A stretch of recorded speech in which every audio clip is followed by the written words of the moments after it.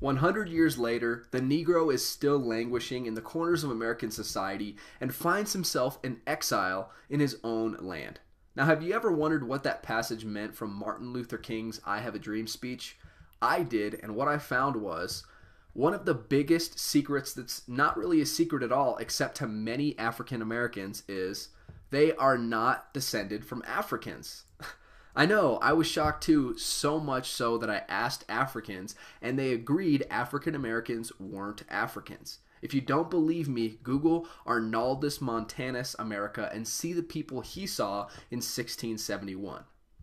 Read books like The Black American Handbook for Survival through the 21st Century by Radine Amin-Ra, What Every African American Should Know by Carrie Davis, and Africans and Native Americans by Jack Forbes. I just can't believe schools aren't teaching this stuff. What a travesty.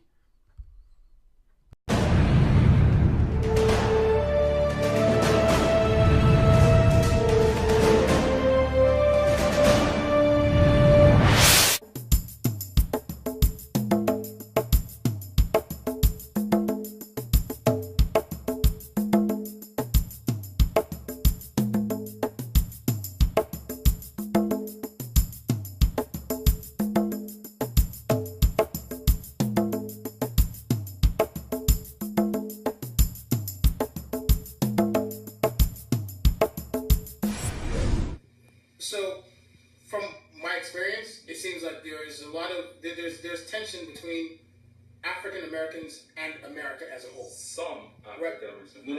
No. As a whole, the history of African Americans in America, right, does not really work in the favor of African Americans. Can I ask you a quick question in the midst of that? Okay. What do when not all, when you tell an African American, now times have changed. Now we're now getting 2015 now. As African American, are you African? Oh hell, no, I ain't African. They're not wrong though. They're not wrong though. They're not wrong though. They're not wrong. They're not wrong. They're not wrong. No, are they right?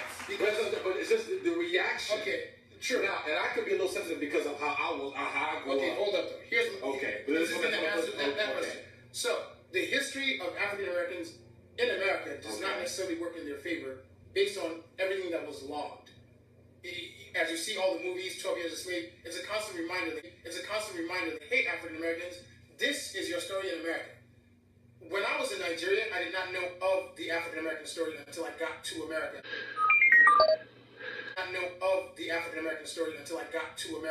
And found out. That's true. Right? I did not know anything about slavery. All I knew was we were all given king's names. Right? I did not know anything about slavery.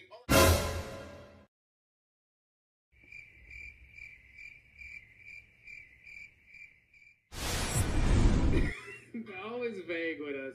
I asked this African dude one time. I was like, why don't y'all? Because Africans don't like African Americans. I don't know if you know this. Yeah, they don't. You know you don't. They'll be looking at me like, no, you're okay. They don't like us, yo. They don't like us. They be judging us. They be looking at us like, look at you, motherfucker. African American. My ass. You are not African. You're black Americans. I'm from Kenya. You got the same phone. What are you We have talking you from about? every Kenya. You haven't got the trust in my... You're in America now. What are you talking about? Why you not in Africa?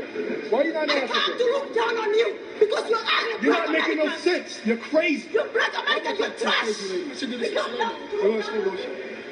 This is why we're African people go African. The one in Kenya told me on the phone. Don't even associate the black American. This is why we're African people go African. The one in Kenya told me on the phone. Don't even associate the black American. They have no You understand? No self-esteem.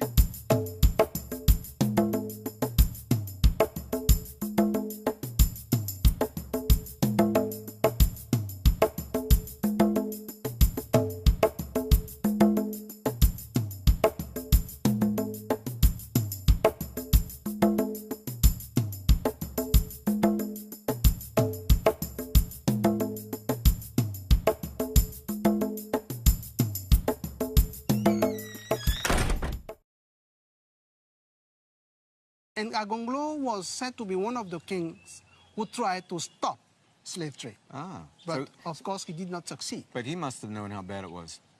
Yes, he knew. They knew how bad it was.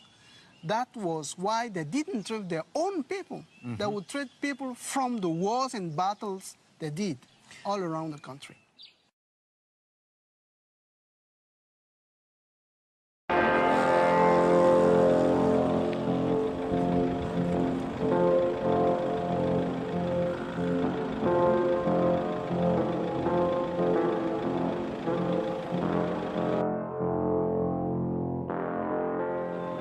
Okay, it's a hot day today, and we're about to go over this road, and what they're saying, this is the road of where the slaves went, the road of no return. So, Nini, just tell us some things about where we're about to go. Okay, we go to the ocean where they put the slaves in the ships, but the slaves came from the interior. They were bought from the chiefs, from the kings in the interior, and the king got in return cannons and weapons.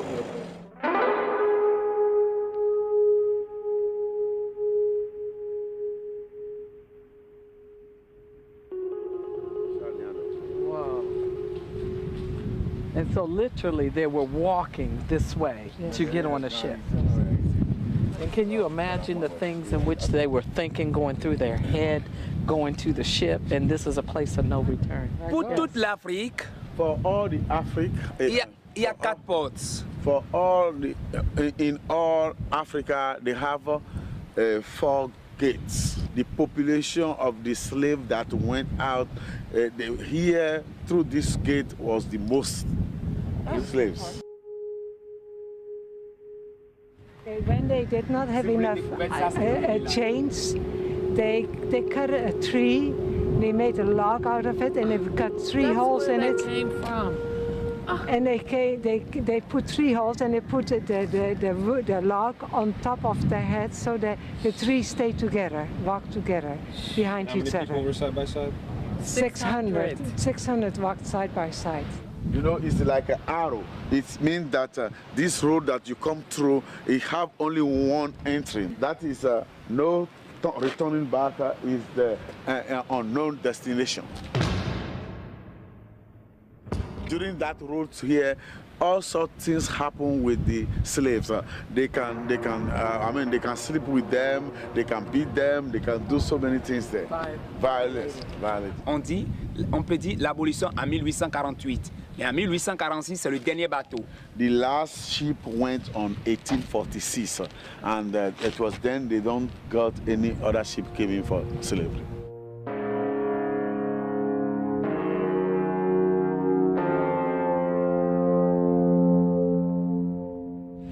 Ici, sur les 4 poteaux, il y a hommes et femmes qui sont en genoux. In all this, you see men and women, men and women, you know, in the forts. They put a tattooage, they burn it in the back here. The name of the master. When they do that, they cry, so they go now and buy some iron to close their mouths. Close their mouths. Yeah, that's why their mouths is.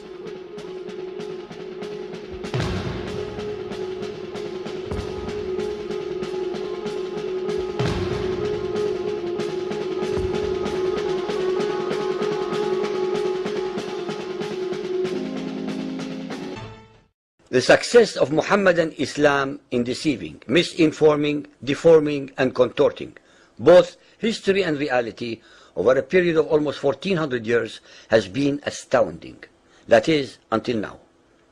The greatest tragedy about this particular subject is that most of the descendants of African slavery, the black people in the Americas, around the world, as well as among the African blacks, are totally ignorant of the actual facts. Before we lose the concentration of our listeners, I would like to make the following statement and then prove it. That the worst, most inhumane and most diabolical institution of the black African slave trade was initiated, refined, perpetrated and implemented by the Mohammedan Arabs and later aided and abetted by the black converts to Mohammedan Islam.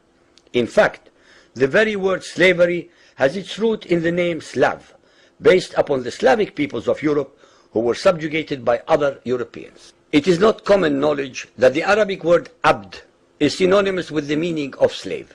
For example, Abdullah means literally the slave of Allah, and that in the language of the Arabs, all black peoples are called abid, plural, for slaves. While much has been written concerning the transatlantic slave trade, surprisingly little attention has been paid to the Islamic slave trade across the Sahara, the Red Sea, and the Indian Ocean. While the European involvement in the African transatlantic slave trade to the Americas lasted for just over 3 centuries, the Arab involvement in the African slave trade has lasted 14 centuries.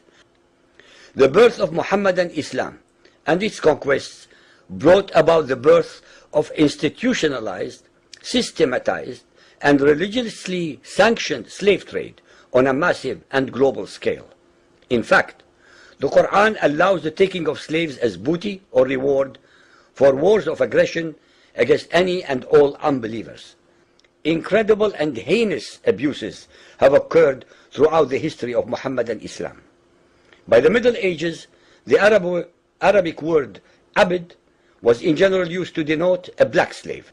Ibn Khaldun, 1332 to 1406, the preeminent Islamic medieval historian and social thinker, wrote, "The Negro nations are, as a rule, submissive to slavery, because they have attributes that are quite similar to dumb animals." It should also be noted that black slaves were castrated based on the assumption that the blacks had an ungovernable sexual appetite.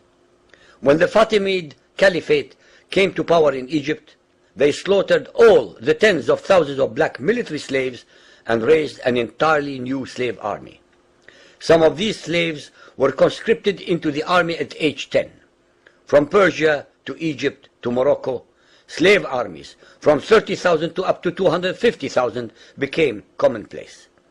The Islamic slave trade took place across the Sahara Desert, from the coast of the Red Sea, and from East Africa across the Indian Ocean. The Trans-Sahara trade was conducted along 6 major slave routes. A comparison of the Islamic slave trade to the American slave trade reveals some extremely interesting contrasts. While 2 out of every 3 slaves shipped across the Atlantic were men, the proportions were reversed in the Islamic slave trade. 2 women for every man were enslaved by the Muslims. While the mortality rate of slaves being transported across the Atlantic was as high as 10%, the percentage of slaves dying in transit in the Trans-Sahara and East African slave market was a staggering 80 to 90%. While almost all the slaves shipped across the Atlantic were for agricultural work, most of the slaves destined for the Muslim Middle East were for sexual exploitation as concubines, in harems, and for military service. While many children were born to the slaves in the Americas, the millions of their descendants are citizens in Brazil and the United States today.